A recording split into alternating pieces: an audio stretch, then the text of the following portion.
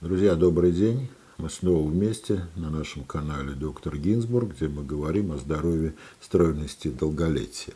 Я обещал диету, которую невозможно нарушить. Диету, которая как минимум очень хорошо поддерживает вес, скажем так, неизменным. То есть вес на фоне соблюдения этой диеты не увеличивается. Это довольно актуальная задача, потому что по статистике не менее половины людей склонны к полноте, и с возрастом количество людей с избыточным весом увеличивается, и иметь избыточный вес, скажем, в возрасте 40+, гораздо более вероятно, чем его не иметь. И в среднем люди поправляются на 2-3 килограмма в год. Вот. И в этом плане, в общем-то, тема поддержания веса, она весьма и весьма актуальна. Она также становится актуальной и после того, как люди похудели, потому что, опять же, статистика безжалостная, она говорит, что из похудевших процентов, наверное, 95, то есть на уровне прям 100% набирают вес в следующие 12 месяцев.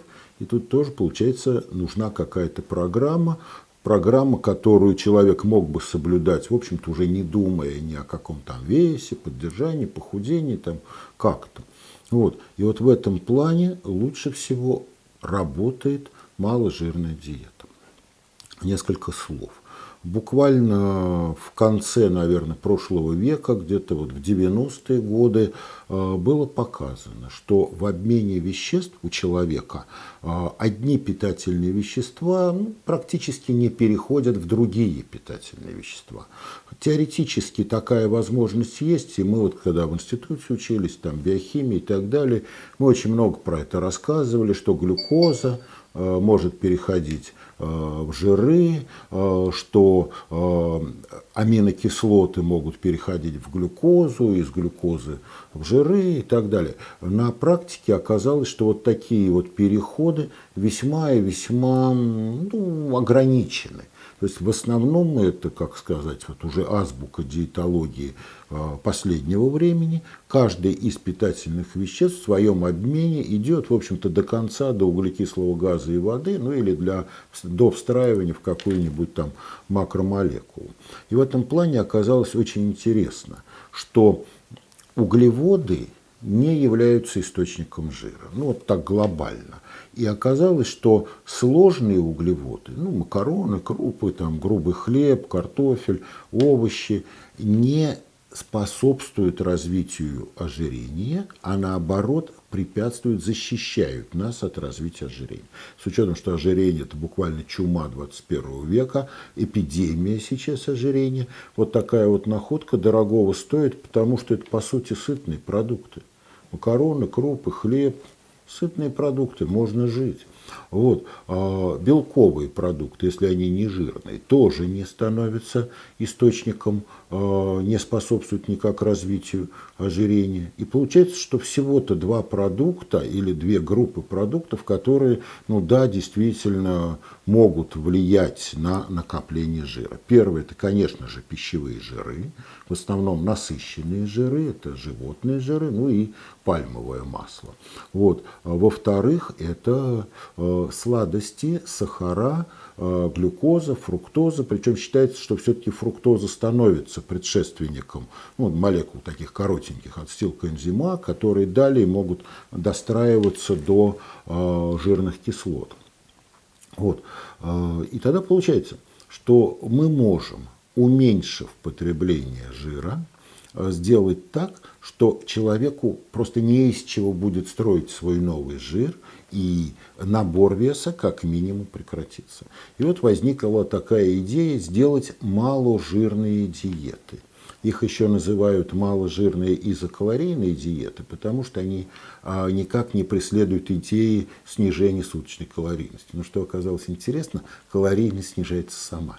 Помните это правило? Каждый метаболит не является предшественником другого метаболита. То есть ограничение потребления жиров не сопровождается компенсаторным увеличением потребления других продуктов. Получается, что диета оказывается и даже немножко низкокалорийны. Далее появились наблюдения, что на этой маложирной диете люди худеют. Худеют, по крайней мере, первые 6 месяцев ее соблюдения, и в общем такое среднее снижение веса оказывается в районе 5-6 килограммов. Иногда больше. Когда больше? Ну, например, если человек занимается фитнесом, если он совершает прогулки типа оздоровительной ходьбы. Более, конечно, выражен эффект у мужчин, знаете, у таких мускулистых мужчин, которые, энергичные, там, может быть, физический труд, может быть, действительно фитнес. Почему? Потому что мышц много, в мышцах горит жир, а если нет того пищевого жира или его мало, то начинает гореть тот жир, который был запасен ранее. Вот. Второй момент, который оказался. Вот этих маложирных диет вполне достаточно, чтобы или привести к норме жировой обмен человека, или значительно его улучшить.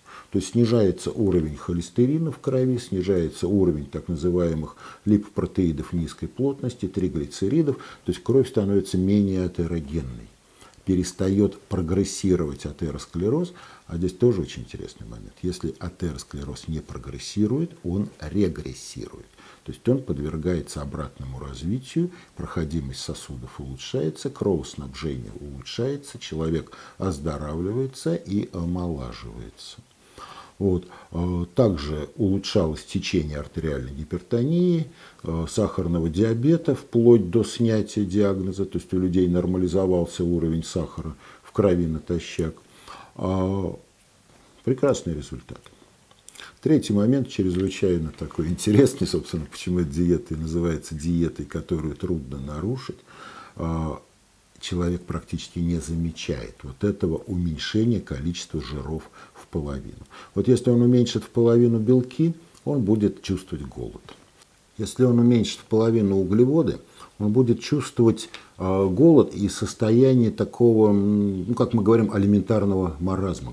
Голова не соображает. Это, глюкоза, она же нужна мозгу, она кормит мозг. А здесь вот, знаете, простое правило сложения, не получается деление, умножение. Вот человек чувствует себя таким вот разбитым и так далее. А уменьшение жиров в половину не замечается никак. Вы сами легко можете убедиться, что жиры, в общем-то, продукт не слишком сытный.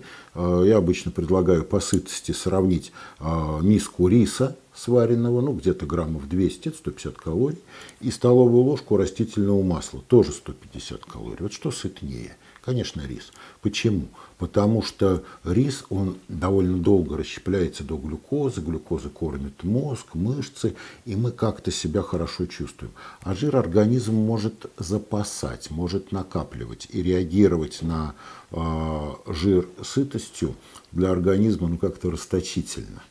Вот. Интересный момент, вообще связанный с нашим инстинктивным восприятием тех или иных продуктов. Он есть. И правило там такое. Чем более мы можем данный продукт накапливать, тем менее он для нас представляется сытным, потому что мы можем больше его накопить.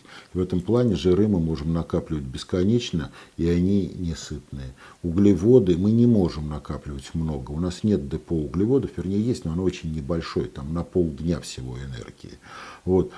И мы на углеводы довольно быстро реагируем сытостью. Белки мы не можем накапливать, и поэтому белки тоже нам представляются довольно сытными продуктами. И вот получается диета. Маложирная, изокалорийная. Углеводы сложные, макароны, крупы, хлеб, картофель, хлеб, подчеркнул, грубый. Белки нежирные, молочные, кисломолочные, мясо, рыба. Рыба прям предпочтительно, особенно морская. Птица тоже нежирное мясо. Овощи, фрукты, зелень. Прекрасное питание, которым можно удовлетворить все потребности. Обычно я немножко лакомств тоже разрешаю, но простое правило: лакомство строго после еды, в очень небольшом количестве, наслаждаясь вкусом, на день, может быть, 2-3 дольки горького шоколада. Такая диета. Спасибо за внимание, оставайтесь с нами, до новых встреч.